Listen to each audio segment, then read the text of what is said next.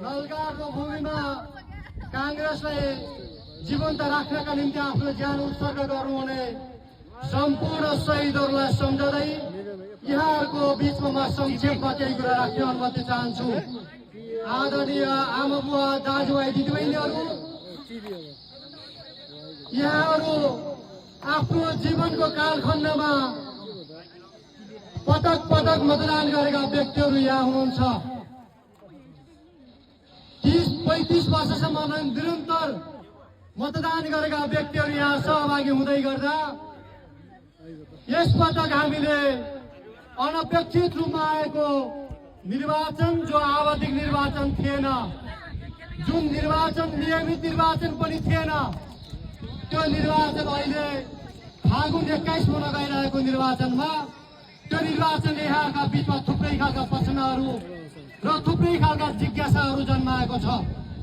एकातिर देश जलेर तहस नहस भएको छ। 60, 70, 80 जना युवाहरू अकालमा गोली खाएर कोही घरभित्र जलेर मरेका छन्। पढ्न भनेर काठमाडौँमा एउटा भविष्य देखेर गएका युवाहरू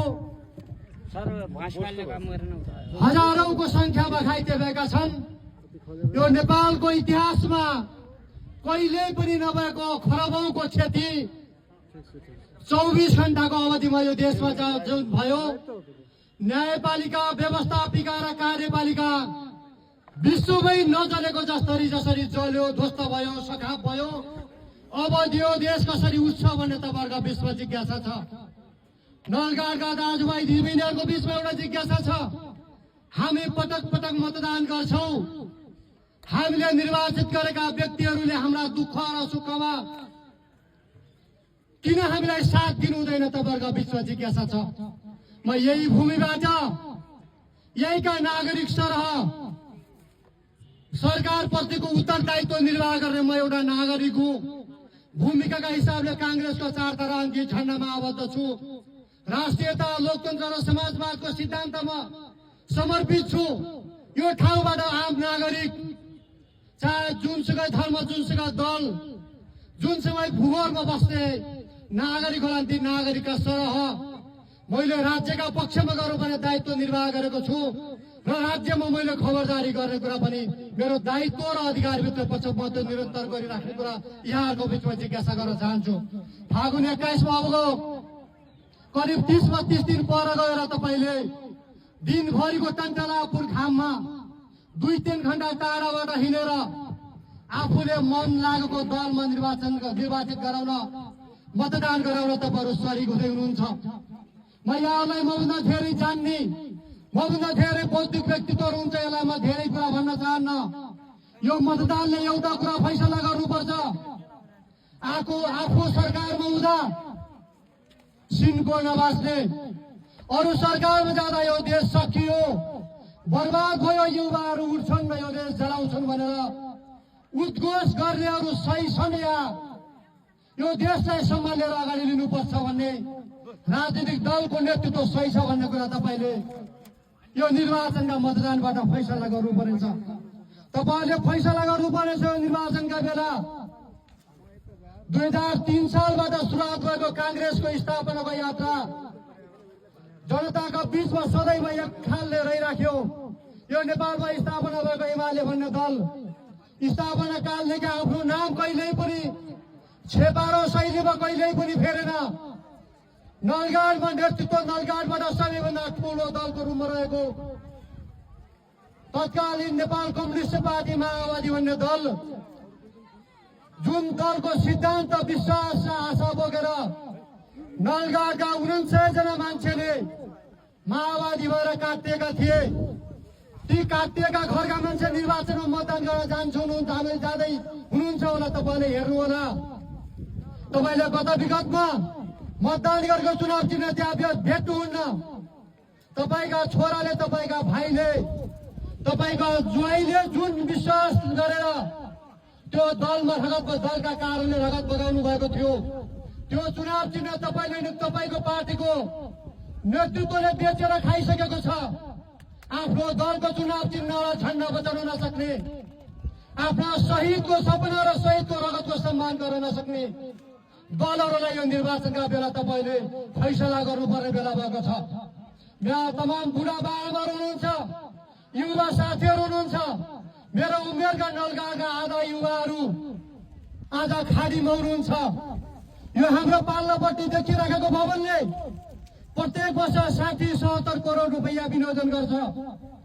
विनियोजन गरेको त्यो पैसाले यहाँका युवालाई समेट्दैन, यहाँका सुत्केरी आमाहरूलाई समेट्दैन, यहाँका विद्यार्थीका भविष्यहरू देख्दैन, यहाँका तलब खान नपाएर 10 दिन आएर नगरपालिकाका अगाडि हाम्रो तलब देऊ भनेर कराउने बाल विकास शिक्षिकाहरूका समस्या देख्दैन। नलगाका औषधि खान नपाएका नागरिकहरूको व्यथा र कथा चिन्दैन। यो भवनले एउटै कुरा चिन्छ, आफ्ना नेताहरू आफ्ना जनप्रतिनिधिलाई आलिशान सुविधा कसरी दिन सकिन्छ यही कुरा चिन्ह छ। त्यही कुराको फैसला यो फागुनले निर्वाचनले गर्दैछ।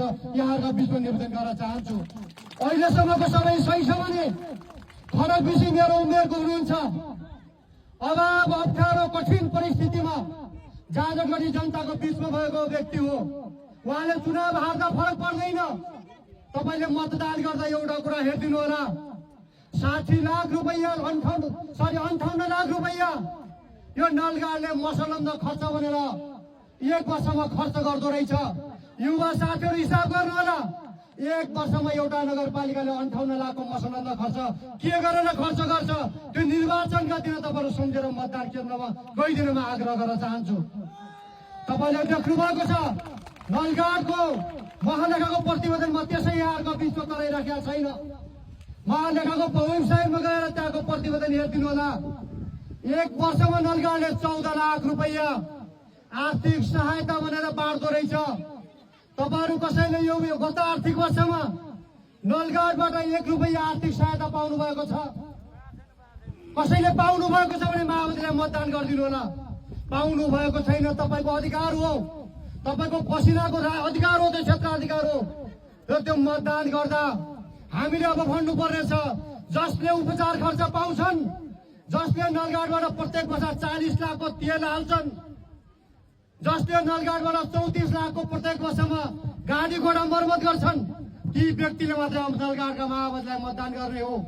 त्यसैले अरू सबैलाई म आग्रह गर्न चाहन्छु, हामी यथास्थितिमा रहेर यो नलगाडलाई टुलटुल हेरिराख्ने हो भने, कसैलाई उहाँहरूको मनोगत रूपले चल्न दिने हो भने नलगाड ध्वस्त भइसकेको कुरा यहाँहरूको बिचमा निवेदन गर्न चाहन्छु। त्यसका ज्वलन्त उदाहरण तपाईँको टोलमा छन्, बस्तीमा छन्। मैले यहाँलाई सम्झाउँदै गर्दा आज सिउनामा 10 वर्ष नलगाडको नेतृत्व माओवादीले गर्दै गर्दा सिउनामा बत्ती किन बनेको छैन, आज गर्छिनामा बत्ती किन बनेको छैन, आज जुरेलीमा मोटर बाटो किन पुगेको छैन। प्रत्येक वर्ष 80 लाख विनियोजन गर्दै गर्दा बिउडा बाआमाहरूको मुहारमा खुसी थपिने होइन भने त्यही दरलाई निरन्तरता दिन हाम्रो लाचारीपना भन्दा अर्को केही हुन नसक्ने कुरा यहाँहरूको बिचमा म निवेदन गर्न चाहन्छु।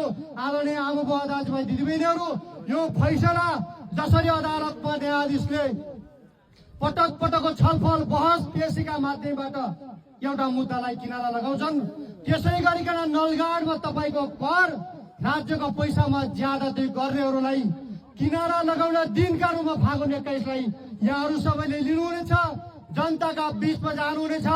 यो आज उम्मेद्वार भएको खडक विषय फागुन 21 का दिन पछाडिबाट माननीय खडक बहादुर बुढाका रूपमा दर्जा हुनुहुनेछ। र त्यो जोरदार ताली यहाँहरू एकचोटि बजाइदिन र त्यो शङ्खघोष नलगाडले गर्नेछ। नलगाड झुट जाल र बेइमानका पक्षमा लाग्दैन। नलगाड जुर्मुराउनु पर्छ, नलगाड जाग्नुपर्छ, नलगाड व्यक्तिका विरुद्ध उभिनुपर्छ। यहाँहरूको साथमा म सदैव रहने वचनबद्धता राख्दै आजबाट 30 दिनसम्म यहाँहरू अहोरात्र खटिदिनका निम्ति अनुरोध गर्न चाहन्छु। यहाँहरू सबैलाई धन्यवाद दिँदै आफ्नो कुरा अन्त गर्छु। जय नेपाल।